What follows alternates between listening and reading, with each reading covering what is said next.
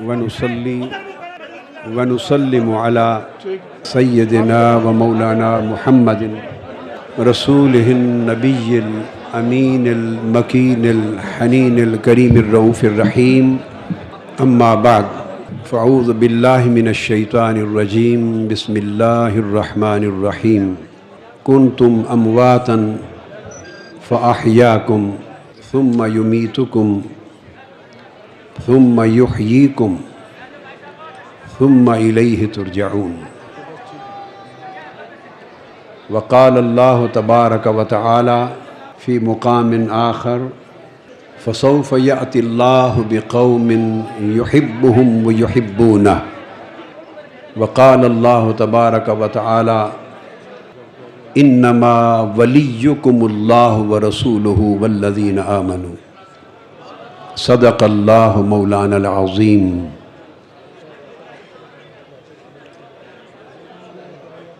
محترم و مکرم جمیع مشائخ و صاحبزادگان گولڑا شریف، مکرم و معظم سجادہ نشینان گولڑا شریف، خانوادہ قطب العالم، امام العارفین، سلطان العاشقین، سند الاولیاء، زینت الاصفیاء، حضور سیدنا پیر مہر علی شاہ رضی اللہ تعالی عنہ قدس سرہ العزیز، ان کے خانوادہ مبارکہ کے جمیع اولاد اطہار، صاحبزادگان، خلفاء اعظام، وابستگان، علماء کرام، متعلقین، متوسلین، منتسبین اور مستفیدین، السلام علیکم ورحمۃ اللہ وبرکاتہ. حضرت صاحبزادہ والی شان محترم المقام پیر سید نصیر الدین شاہ صاحب نصیر گولڑوی رحمہ اللہ تعالی، ان کی تعزیت کے لیے حاضر ہوا ہوں، اور اس سے بھی بڑھ کر حضور سیدنا پیر مہر علی شاہ صاحب رضی اللہ تعالی عنہ کی حاضری کے لیے میں خانوادہ مبارکہ کے جمیع مشائخ اعظام کو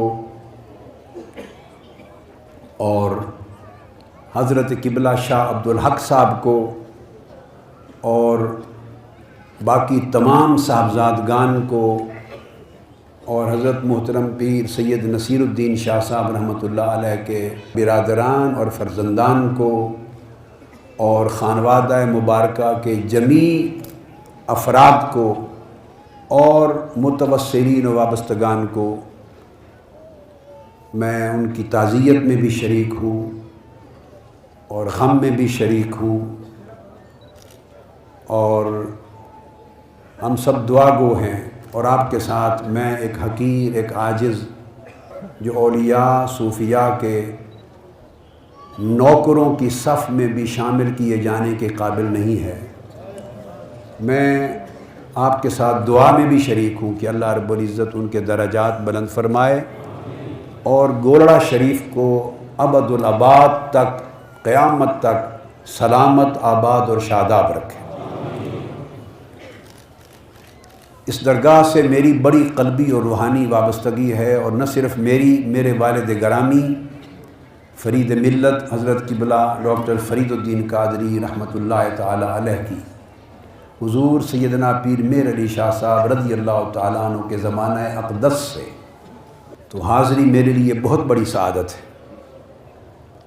اب اس مختصر وقت میں دو چار چیزیں جو عرض کر سکتا ہوں وہ یہ کہ آیہ کریمہ کا جو حصہ میں نے تلاوت کیا، اس میں اللہ رب العزت نے موت اور حیات کا فلسفہ بیان فرمایا ہے، اور موت اور حیات کا ایک تسلسل اس کا ذکر ہے اس مقام پر. جمیع نوع انسان کو بتایا گیا کنتم امواتن، کہ اے لوگو تم سب اصل میں مردہ تھے، اور کنتم امواتن کہہ کر انسان کو یہ باور کرا دیا گیا ہے کہ اے انسان تو دائمی نہیں ہے، تو عدم سے وجود میں آیا ہے، اور وہ ہستی جس پر کبھی عدم نہ آیا ہو، ہمیشہ سے وجود میں ہو، وہ رب ذوالجلال کی ہستی ہے۔ تو تم حالت عدم میں تھے، اس کو موت کے ساتھ تعبیر کیا۔ ائمہ تفسیر کے ہاں اس کے اور معانی، مطالب اور تفسیرات بھی ہیں، مگر میں قلت وقت میں صرف اس ایک معنی کو لے کے آگے بڑھ رہا ہوں کہ انسان جب حالت عدم میں تھا تو اس کو جسمانی اعتبار سے حالت عدم میں، تو اس کو موت کہا، اور جب انسان جسمانی معدومیت میں تھا، جسمانی اعتبار سے حالت عدم میں تھا جب انسان، تو وہ عدم بھی اس کا عدم ظاہری تھا، عدم معنوی نہ تھا، چونکہ قرآن مجید دوسرے مقام پر فرماتا ہے انسان کو مخاطب کرتے ہوئے هل أتى على الإنسان حين من الدهر لم يكن شيئا مذكورا۔ ارشاد فرمایا کہ اے انسان کے اوپر ایک زمانہ ایسا بھی گزر چکا ہے، انسان پر ایک زمانہ اور ایک دور ایسا بھی گزر چکا ہے، هل أتى على الإنسان حين من الدهر، وہ کون سا زمانہ انسان پر گزرا ہے، لم یکن شیئا مذکورا، کہ وہ انسان اس دور میں شیء مذکور نہ تھا، یعنی ایسی شے نہ تھا کہ جس کا ذکر کیا جاتا ہو۔ تو اس آیت کریمہ میں تین حقیقتوں کی طرف اشارہ کیا گیا۔ جب فرمایا کہ هل أتى على الإنسان حين من الدهر، کہ وہ زمانہ جب انسان مذکور نہ تھا، تو وہ دور بھی انسان پر ہی گزرا ہے، کیونکہ فرمایا علی الانسان، وہ دور انسان پر گزرا ہے، تو پتہ چلا کہ انسان اس دور میں مذکور نہ تھا پر موجود تھا۔ موجود ہونا اور بات ہے، مذکور ہونا اور بات ہے۔ لاکھوں لوگ ہیں جو آج ہمارے اندر موجود نہیں۔ یہ گوڑا شریف کے دربار کی طرف نگاہ کیجئے، قطب العالم سیدنا پیر میر علی شاہ صاحب رحمۃ اللہ علیہ جسمانی طور پر وجود محسوس میں، پیکر محسوس ان کا موجود نہیں، ہر چند روحانی طور پر موجود ہیں، مگر جسمانی طور پر موجود نہیں، مگر مذکور ہیں، اور وہ ذکر قیامت تک رہے گا۔ اور بہت لوگ دنیا میں ہیں جو موجود ہیں، روئے زمین پر اٹھتے بیٹھتے چلتے پھرتے ہیں، مگر مذکور نہیں، ان کا ذکر کوئی نہیں کرتا، ان کا ذکر کوئی نہیں کرتا، اس لیے وہ مذکور نہیں ہوئے کہ وہ ذاکر نہیں بنے۔ اگر وہ اللہ کے ذاکر ہو جاتے تو اللہ انہیں اپنے ذکر کے انعام اور صلہ کے طور پہ مذکور کر دیتا، اور جب اللہ کسی کو مذکور کرتا ہے تو اس کائنات خلق کا کوئی فرق اس کے ذکر کو مٹا نہیں سکتا۔ جو لوگ اللہ کے ذاکر ہو جاتے ہیں، اللہ انہیں اپنے انعام میں مذکور بناتا ہے۔ فرمایا یا ایھا الذین آمنوا اذکروا اللہ ذکرًا کثیرا، اور صلہ کیا دیا ذکر کثیر کا، فرمایا فاذکرونی اذکرکم، تم میرا ذکر کرو میں تمہارا ذکر کروں گا۔ ہر عمل صالح کا ایک اجر ہے، کوئی عمل صالح خالی از اجر نہیں، ہر عمل صالح کا ایک اجر ہے، اور اجر معین ہے، کبھی اپنی ماہیت میں، کبھی کیفیت میں، کبھی عدد میں، کبھی مقدار میں، الغرض کئی اعتبارات سے اس کا اجر متعین ہوتا ہے۔ مگر اللہ کا ذکر ایک ایسا عمل صالح ہے کہ اس کا ذکر جو اللہ نے متعین کیا وہ یہ کہ جو میرا ذکر کرتا ہے میں اس کا ذکر کروں گا۔ اب جو لطف کی بات یہ ہے کہ بندے کا ذکر کرنا یہ عمل ہے، اور اللہ بندے کا ذکر کرے یہ اس کی جزا ہے۔ یہ دنیا دار الجزا نہیں، یہ دار العمل ہے۔ دار الجزا موت کے بعد شروع ہوتی ہے، دار الجزا آخرت ہے۔ اب وہ بندہ جو دار العمل میں، جس نے ساری زندگی اللہ کے ذکر میں بسر کر دی اور کبھی ذکر منقطع نہ کیا، اس کی زبان پر بھی ذکر رہا، اس کے جسم کے ایک ایک عضو بھی ذاکر رہا، اس کا قلب بھی ذاکر رہا، اس کی روح بھی ذاکر رہی، اس کا سر بھی ذاکر رہا، اس کا لطیفہ خفی بھی ذاکر رہا، اخفا بھی ذاکر رہا، باطن بھی ذاکر رہا، باطن الباطن بھی ذاکر رہا، اس کا نفس بھی ذاکر رہا، اس کا جوہر عقل بھی ذاکر رہا، جو سر تا پا عمر بھر اللہ کے ذکر میں مشغول رہا اور اس نے اپنی بساط بھر ذکر کی حد کر دی، تو جب اس کو اللہ کی طرف سے جزا آئے گی تو بندے نے عمل کیا اپنی بساط کے مطابق، رب جزا دیتا ہے اپنی بساط کے مطابق۔ بندے نے ساری زندگی، جس بندے نے وہ خاص سیدنا غوث الاعظم شیخ عبد القادر جیلانی شیخ الکل ہو، خاص سلطان الہند حضور خواجہ اجمیر ہو، ہماری گردنوں اور سروں پر جن کے تخت ہیں، وہ حضور خواجہ بابا فرید الدین گنج شکر ہو، خواہ وہ حضور سلطان الاولیاء پیر سید مہر علی شاہ رضی اللہ تعالیٰ عنہ، جن کا وجود اس خطہ ارضی کے لیے خود چشمہ ولایت و معرفت تھا، جن کی رہنمائی کے لیے علامہ اقبال جیسے شخص بھی خط لکھ کر استفسار کرتے اور رہنمائی طلب کرتے وحدت الوجود پر اور شیخ اکبر کی تعلیمات پر، اور اپنے مغالطوں کو دور کرتے اور اپنی لا علمی اور بے خبری کا ازالہ کرتے۔ اس سرزمین میں سوائے حضور میر علی شاہ صاحب رحمۃ اللہ علیہ کے سوا علامہ اقبال کو کوئی دوسرا فرد اس خطے میں اس دور میں دکھائی نہیں دیا کہ جس سے علامہ اقبال استفسار کرے۔ لندن جا رہے تھے، شیخ مجدد الفسانی پر خطاب کرائے 1932 میں، 33 میں دوبارہ جا رہے تھے تو شیخ اکبر کی تعلیمات کی خبر نہ تھی، سوالات گنجرک ذہن میں تھے۔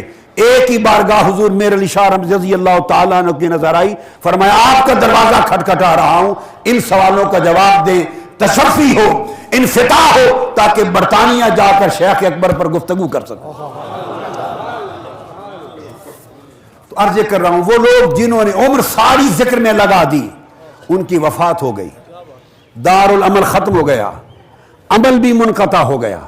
اب دار الجزا میں گئے تو جزا شروع ہو گئی۔ اب جو بات قابل توجہ ہے وہ یہ کہ بندہ یعنی عامل چونکہ مخلوق ہے، سو اس کا عمل محدود اور منتہی ہے، محدود ہے، ختم ہو جانے والا ہے۔ جزا دینے والا رب چونکہ خالق ہے، وہ خود بھی غیر محدود اور لا متناہی ہے، اس لیے اس کی جزا بھی غیر محدود ہے۔ جس بندے نے رب کا جتنا ذکر اور رب کی جتنی یاد تازہ کی، نہ صرف خود کی، لاکھوں مردہ دلوں کو رب کی یاد سے زندہ کر دیا۔ جس نے دنیا میں وہ انقلاب روحانی بپا کیا، جب وہ دار الجزا میں پہنچے تو جب رب کے جزا کا وقت آیا، بندے کا عمل، جب اس کی روح قفس عنصری سے پرواز کر گئی، اس کا عمل منقطع ہو گیا اور رب کی جزا شروع ہوئی۔ بندے کا عمل ختم ہو گیا، رب کی جزا اب شروع ہو کر اس وقت تک رہے گی جب تک وقت ہے، اور اس زمان تک رہے گی جب تک زمان ہے۔ اب ساری دنیا مل کر بھی اللہ کے ولی کا ذکر، اس کا عرف، اس کی یاد، دلوں سے اس کی محبت، اس کے تذکرے، اس سے نسبت، اس سے تعلق، اس سے ربط، اگر کوئی اس کو توڑنا چاہے تو نادانو یہ نہ سمجھو کہ کسی انسان کی کوشش سے وہ لوگوں کے دلوں میں زندہ ہیں، نہیں، اب انہیں لوگوں کے دلوں میں خدا نے زندہ کر رکھا ہے۔ ان کا ذکر وہی مٹا سکتا ہے جس کی قدرت خدا سے بڑھ جائے گی۔ جس کی قدرت معاذ اللہ خدا سے بڑھ جائے گی، وہ ان کا ذکر مٹا دے گا، چونکہ ان کے ذکر کو زندہ رکھنے والا اب رب ہے، کوئی بندہ نہیں ہے۔ ان کو پھر اللہ کے ذکر سے حیات دائمی نصیب ہو جاتی ہے۔ اس لیے فرمایا کنتم امواتم، تم سب معدوم تھے، فاحیاکم، ہم نے تمہیں زندہ کیا، ہم نے تمہیں زندہ کیا۔ جب زندہ کیا تو رحم مادر میں جب نطفے کے ساتھ بعد ازاں زندگی کا آغاز ہوتا ہے، بچہ وجود میں آتا ہے، پیدا ہوتا ہے، تو یہ پہلی زندگی ہو گئی۔ کنتم امواتن، عدمیت، یہ اس کی پہلی موت ہو گئی۔ اس مقام پر دو موتوں کا ذکر ہے، موت ہو گئی، پھر ہم نے زندہ کیا، پھر وہ زندہ، اب ہم اس وقت اس زندگی کے حال میں ہیں، زندگی چل رہی ہے، پھر آنکھیں بند ہو جائیں گی۔ موت جب آ جاتی ہے، جب موت آ جا، جس کا منظر آپ نے دیکھا اور ہمیشہ دیکھتے ہیں، جب موت آ گئی دوسری، جب انسان اس دنیا سے رخصت ہوا تو دو موتیں مکمل ہو گئیں۔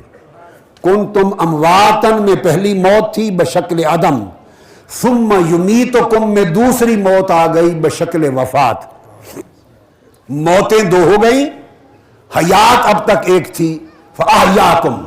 اب اس موت کے بعد پھر رب نے فرمایا، جیسے پہلی موت کے بعد فاحیاکم زندگی تھی، اسی طرح قاعدہ قرآن کا یہ ہے کہ جب دوسری موت آئی اس کے بعد پھر زندگی ہے۔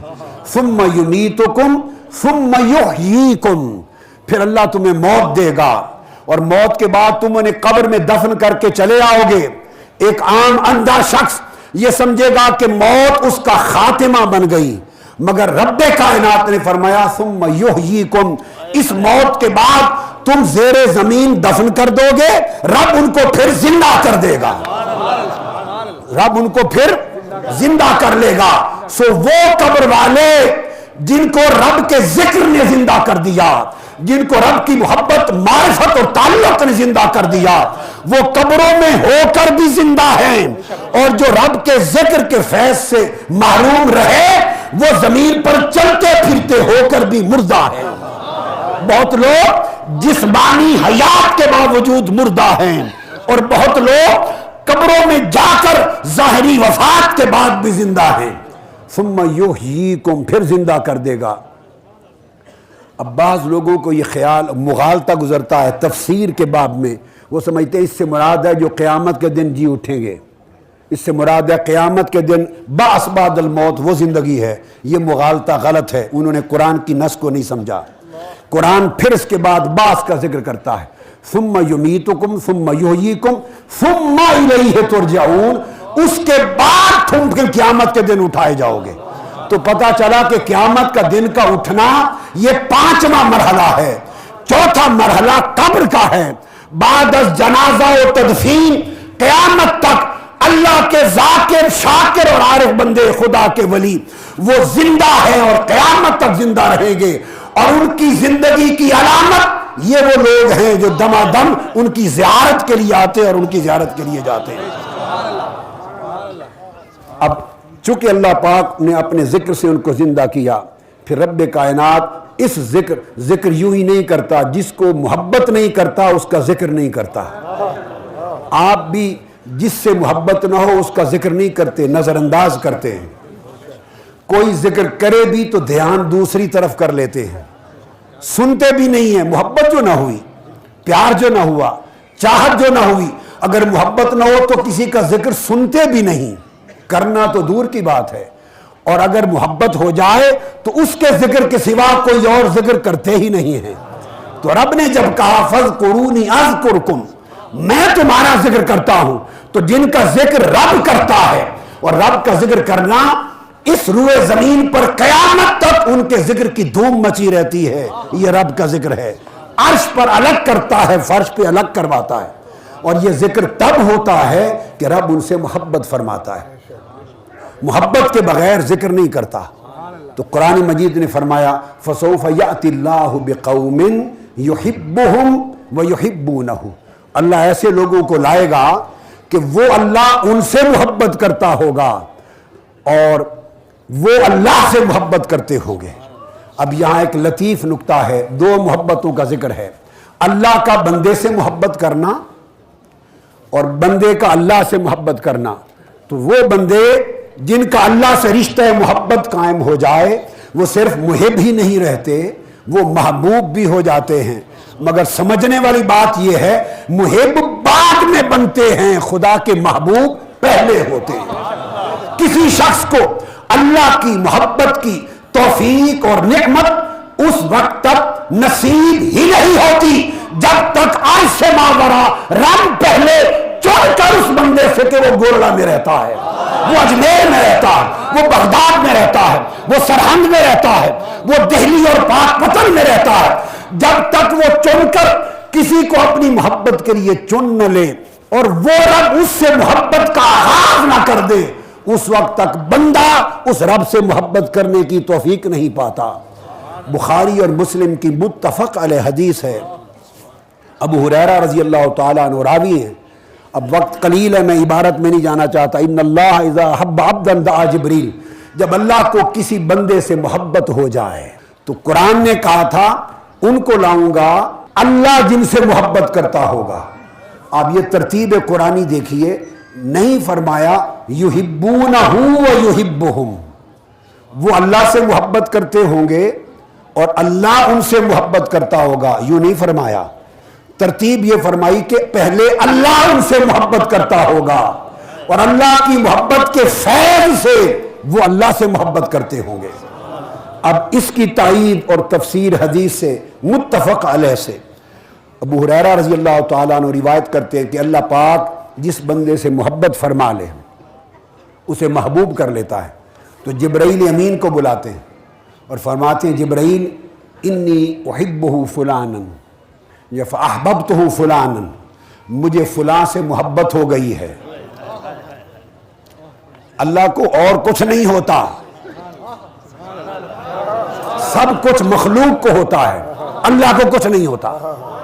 سب کچھ مخلوق کو ہوتا ہے، اللہ کو کچھ نہیں ہوتا۔ بس ایک کچھ ہے جو ہوتا ہے اور وہ یہ کہ بعضوں سے محبت ہو جاتی ہے، اسے اور کچھ نہیں ہوتا پر بعض بندوں سے محبت ہو جاتی ہے۔ تو گویا اولیاء سے محبت کرنا سنت الہی ہے، اولیاء سے محبت کرنا سنت الہیہ ہے۔ کون ہے جو خدا کی سنت کو روک سکے یا بدل سکے؟ ولیوں سے محبت کرنا اللہ کی سنت ہے، اللہ کی سنت کو کون ختم کر سکتا ہے؟ یہ قیامت کے دن تک اللہ کے ولیوں کی محبت کے چراغ اسی طرح جلتے رہیں گے۔ تو جبرائیل امین کو بلا کے فرماتے مجھے فلاں سے محبت ہو گئی۔ جبرائیل امین پوچھتے ہیں باری تعالیٰ تو اب میرے لیے کیا حکم ہے؟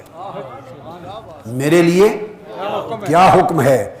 اس کی غیرت الوہیت کا تقاضا ہے کہ کسی کو اپنا شریک نہیں بناتا۔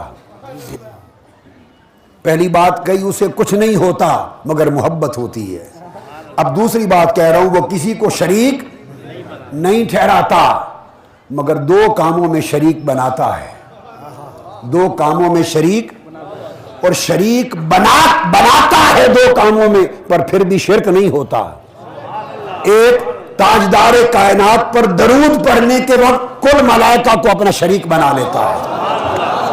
ان اللہ و ملائکتہ یصلون علی النبی، واو مشرکہ آئی ہے للتشریک، اللہ اور اس کے فرشتے مشارکت کے ساتھ نبی پر درود پڑھتے ہیں۔ تو بندوں نے عرض کیا باری تعالیٰ تو نے حضور پر درود میں فرشتوں کو تو اپنے ساتھ شریک کر لیا، ہم کیوں رہ گئے؟ فرمایا تم بھی میرے ساتھ شریک ہو جاؤ، تم دورے شریک ہو جاؤ، درود بھی پڑھو اور سلام بھی پڑھو۔ ایک حضور کے درود و سلام میں مخلوق کو اپنے ساتھ شریک کرتا ہے، یہ اشتراک ہوتا ہے، شرک نہیں بنتا۔ اور ایک ولیوں سے محبت کرنے میں مخلوق کو اپنا شریک بناتا ہے، اشتراک کراتا ہے، شرک نہیں کرتا۔ جبرائیل امین پوچھتے ہیں میرے لیے حکم کیا ہے؟ فرمایا فاحببہ، جبرائیل اب تو بھی محبت کر اس سے۔ اب کہاں جبرائیل، کہاں گوڑے کی نگری، یہ بستی کہاں جبرائیل، کہاں پاک پتن، کہاں جبرائیل، کہاں معروف کرخی، کہاں جبرائیل، کہاں اویس کرنی، کہاں جبرائیل، کہاں شمس العارفین سیالوی، کہاں جبرائیل، کہاں شہنشاہ بغداد، کہاں جبرائیل، کہاں حضرت بابو جی سیدنا غلام محی الدین۔ میں نے زندگی کی پہلی زیارت ان کی 1963 میں مقام تہجد پر کی تھی، تو میں وہ منظر آج تک نہیں بھولتا۔ بہت باتیں ہیں مگر وقت نہیں ہے کیا کہیں۔ تو اب کہاں یہ بندے اور کہاں جبرائیل امین، اللہ فرماتا ہے ان سے محبت کر، فَيُحِبَّهُ جبریل، متفق علیہ حدیث پہ جبرائیل بھی اس بندے سے محبت کرتا ہے۔ پھر جبرائیل امین پوچھتا ہے باری تعالیٰ اب آگے کیا آرڈر ہے؟ اللہ پاک فرماتے ہیں جاؤ آسمانوں میں اعلان کر دو کل فرشتے جو میرا فرشتہ رہنا چاہتا ہے میرے ولی سے محبت کرے۔ تو ثم ینادی فی السماء وفی روایت ثم ینادی فی اہل السماء فیحبونہ اہل السماء، پھر ندا کی جاتی ہے اور کل اہل آسمان ملائکہ اس نگری میں بسنے والے رب کے ولی سے محبت کرنے لگ جاتے ہیں۔ ارے لوگوں، آپ کو محبت بعد میں پہنچی، پہلے ان کی محبت کی دھوم آسمانوں پر مچی تھی۔ پھر جب سارے فرشتے محبت کرنے لگتے ہیں پھر پوچھتے ہیں باری تعالیٰ تیرے محبوب کا معاملہ ہے اب اور کیا کرنا ہے؟ فرمایا ثم یودع لہ القبول فی الارض، اب تم سب زمین پہ اترو اور یہ محبت پاک دلوں میں جا کے رکھ دو، لوگوں کے دلوں میں ڈال دو تاکہ میری مخلوق میں بندے بھی اس میرے بندہ ولی سے محبت کریں۔ تو یہ بات طے ہو گئی کہ اندھے انسان جب کسی ولی سے محبت کرتے ہیں تو از خود محبت نہیں کرتے، وہی شخص محبت کرنے کی توفیق پاتا ہے جس کے دل کو رب اپنے بندے محبوب کی محبت کے لیے چنتا ہے، جس کے دل کو رب نے چنا ہی نہیں۔ علماء کیا کوشش کرتے ہیں ان کے دل کیسے بدلیں گے؟ رب نے ان کے دل کو اس قابل نہیں سمجھا کہ میرے مہر علی سے محبت کرے۔ ان کے دلوں میں رب نے اپنے ولی کی مہر نہیں رکھی، مہر نہیں رکھی، محبت نہیں رکھی کہ وہ اس کے مہر علی سے محبت کرے، وہ اس کے مہر غوث جلی سے محبت کرے، وہ اس کے مہر نبی سے محبت کرے۔ جب رب نے دل ہی نہیں چنا تو وہ محبت پہ تنقیس نہیں کرے گا، اعتراض نہیں کرے گا تو اور کرے گا کیا؟ لہذا رب کی محبت نے ولیوں کو زندہ کر دیا، رب کے ذکر نے ولیوں کو زندہ کر دیا، اور وہ زندگی ابد الاباد تک رہے گی۔ اور بات ختم کرنا چاہتا ہوں، بس آخری بات، اور وہ صرف رب بڑا سخی ہے اور کوئی ولی کنجوس نہیں ہو سکتا۔ ایک علامت سمجھ لیں، کہنے کو بڑی باتیں مگر جس شخص کو کنجوس دیکھو، خدا کی عزت کی قسم، عشاء کے وضو سے فجر پڑھتا ہو، ساری رات قیام کرتا ہو، نوافل پڑھتا ہو، صائم الدہر ہو، روزے رکھتا ہو، ختم قرآن روزانہ کرتا ہو، جتنی عبادات چاہیں وہ کرتا ہو، اس کا مقابلہ کوئی نہ ہو، مگر دیکھو بخیل و کنجوس ہے، وہ خدا کا ولی نہیں ہو سکتا۔ اس لیے کہ رب سخی کسی بخیل سے محبت نہیں کرتا، وہ جس سے محبت کرتا ہے اس کے دل میں اپنی سخاوت کا چشمہ کھول دیتا ہے۔ خدا کا ولی رب کی سخاوت کے فیض کا آئینہ دار ہوتا ہے۔ تو جس طرح رب، اگلی بات، جس طرح رب اپنی محبت اپنی ذات تک بند نہیں رکھتا، مخلوق کو شریک کرتا ہے، تو جو نعمت اس کے ولی کو ملتی ہے وہ نعمت اپنی ذات تک نہیں رکھتا، اپنے متوسلین کو قیامت تک شریک کرتا ہے۔ اس پر آخری حدیث سنا کے ختم کر رہا ہوں۔ آخری حدیث سوائے چند اکابر علماء کے بہت سونے شاید وہ پڑھی اور سنی نہ ہو۔ امام احمد بن حنبل رضی اللہ تعالیٰ عنہ روایت کرتے ہیں، حضرت ابو ہریرہ راوی ہیں، حضرت حیدہ راوی ہیں، امام حسن بصری نے مرسلن روایت کی ہے، امام ابن سیرین نے مرسلن روایت کی ہے۔ میری جو حدیث کی اولیاء کی شان میں کتاب ہے روضۃ السالکین، میں نے پورے ابواب جمع کیے اس میں، اور احسن الثناء فی اثبات الشفاعہ اس میں بھی جمع کی حدیث کی کتابوں میں۔ آقا علیہ السلام نے فرمایا 3 دن گزرے، آقا علیہ السلام نماز پڑھانے کے لیے تشریف لاتے، فجر ظہر عصر مغرب عشاء، واپس چلے جاتے، صحابہ کی مجلس میں نہ بیٹھتے۔ 3 دن صحابہ کو مجلس نہیں ملی، 3 دن کے بعد آئے، صحابہ کرام پریشان ہوئے، پوچھا یا رسول اللہ 3 دن سے نگاہیں دید کو ترس گئی ہیں، آپ نماز پڑھا کے چپکے سے چلے جاتے رہے اور بیٹھتے نہیں رہے، کیا ماجرا تھا؟ آقا علیہ السلام نے فرمایا میرے رب نے مجھ سے ایک وعدہ کیا کہ میرے محبوب تجھ سے وعدہ کرتا ہوں کہ تیری امت میں 70,000 لوگ ایسے پیدا کر دوں گا جو بغیر حساب و کتاب کے جنت میں جائیں گے، جن کا حساب و کتاب نہیں ہوگا۔ تو میں نے عرض کیا فزد اور ففی روایت فاستزدتہ، میں نے اللہ تعالیٰ سے زیادتی مانگی کہ مولا یہ تھوڑا ہے زیادہ کر، تو میں 3 دن عرض کرتا رہا اور زیادہ کر۔ اللہ رب العزت نے جب میں نے پہلے دن کیا تو زیادہ کر دیا، فرمایا میرے محبوب ان 70,000 آدمیوں میں ہر ہزار ایسا ہوگا کہ اپنے ساتھ 70,000 بغیر حساب و کتاب کو شفاعت کر کے لے جائے گا۔ جب یہ اللہ نے یہ وعدہ کر دیا فاستزدتہ اور عرض کیا مولا تعالیٰ وزد، یہ بھی تھوڑا ہے اور بڑھا، یہ تو 1000 اگر 70,000 کو لے جائے تو میری امت کے ایک ولی کے حصے میں 70 آدمی آئے نا، تو یہ تھوڑا ہے اور کر۔ 3 دن میں لجاجت کرتا رہا، التجا کرتا رہا، میرا رب لاڈ میں میری التجا سنتا رہا۔ 3 دن گزرے، آج وعدہ مکمل ہوا، میرے رب نے کہا وَلِكُلِّ وَاحِدٍ مِّنْهُمْ 70,000، میرے محبوب جا ان میں سے ہر ایک ولی کو یہ شان دیتا ہوں کہ قیامت کے دن خود تو جائے گا ہی، ایک ولی ان میں سے ایسا ہوگا کہ بغیر حساب و کتاب کے 70,000 لوگوں کو جنت میں لے کے جائے گا، بغیر حساب و کتاب کے۔ وہ جو حساب و کتاب کے بعد شفاعت سے جائیں گے وہ لاکھوں کروڑوں الگ ہوں گے، وہ لاکھوں کروڑوں الگ ہوں گے جو حساب و کتاب کے بعد جائیں گے۔ جو دوزخ میں پھینک دیے جانے کے بعد اولیاء کی شفاعت سے نکالے جائیں گے، جنت میں جائیں گے، وہ لاکھوں کروڑوں پھر الگ ہوں گے۔ یہ وہ لوگ ہیں کہ حساب و کتاب سے بھی پہلے وَلِكُلِّ وَاحِدٍ مِّنْهُمْ 70,000 بغیر حساب و کتاب کے، ان میں سے ایک ولی اس شان کا ہوگا، حکم ہوگا 70,000 ترازو بعد میں لگائیں گے، نامہ اعمال بعد میں تولے گا، تو اپنے 70,000 لے کر جا۔ اور آقا علیہ السلام نے فرمایا کہ 70,000، اور دوسرے تراوی کہتے ہیں کہ شاید فرمایا 7 لاکھ، صحیح مسلم کی حدیث صحیح ہے، شاید فرمایا 7 لاکھ ایسے ہوں گے۔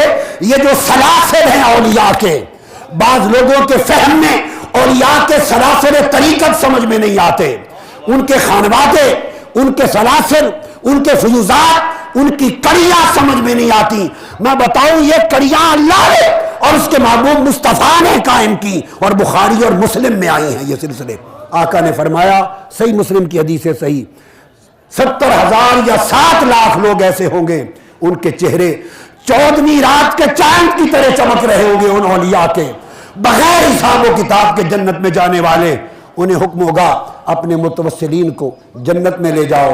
آقا علیہ السلام نے فرمایا، مسلم شریف میں حدیث ہے کہ پہلا شخص جو ولی کامل ہوگا، جو امام ولایت ہوگا، جو امام سلسلہ ہوگا، جو سربراہ ہوگا، پہلا شخص آقا نے فرمایا جنت کے دروازے پر کھڑا رہے گا، جنت میں نہیں جائے گا جب تک وہ 70,000 یا 7 لاکھ جو عدد جس کو ایلوکیشن ہوگی، آخری آدمی جب تک اس سے محبت کرنے والے، چاہنے کا حقدار، جب تک آخری جنت میں داخل نہ ہو، وہ پہلا شخص جنت میں قدم نہیں رکھے گا۔